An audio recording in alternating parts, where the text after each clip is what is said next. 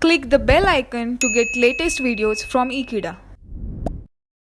Hello friends, in this video we are going to see new topic, that is problems based on property number 2.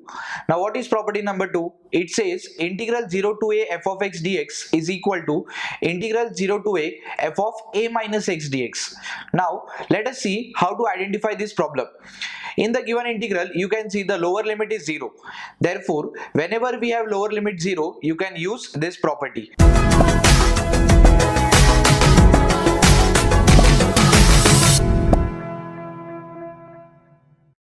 In problem number 1, we have integral 0 to a root x upon root x plus under root a minus x dx.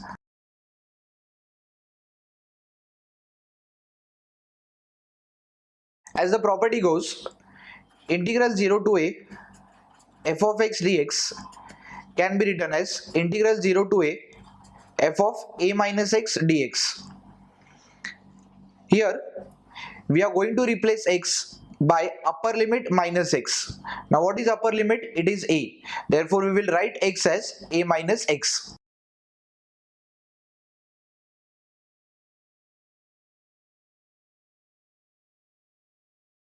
This will give you integral under root a minus x upon under root a minus x plus under root a minus of a minus x. So we have just replaced x by a minus x. Considering the given integral as equation number 1, let us try to simplify this further.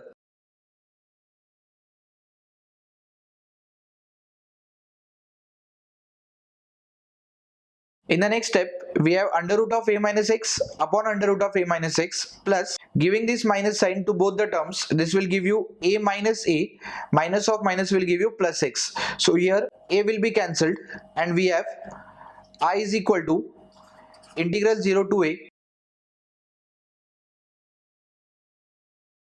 under root a minus x upon under root a minus x plus root x. Now let us consider this as equation number 2. In the next step, we are going to add these two equations.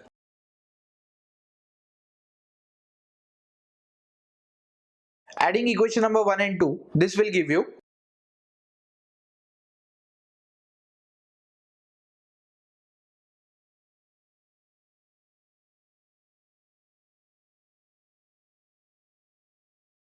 I plus is integral 0 to a root x upon root x plus root a minus x plus 0 to a root a minus x upon root a minus x plus root x dx. As you can see, the denominator is same. We can directly add these two integrals.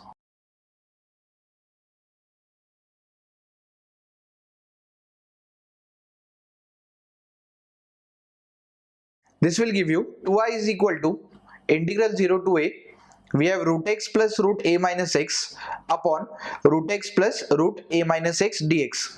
Now numerator and denominator is same. Therefore this will be cancelled and the remaining part will be 2i is equal to integral 0 to a dx.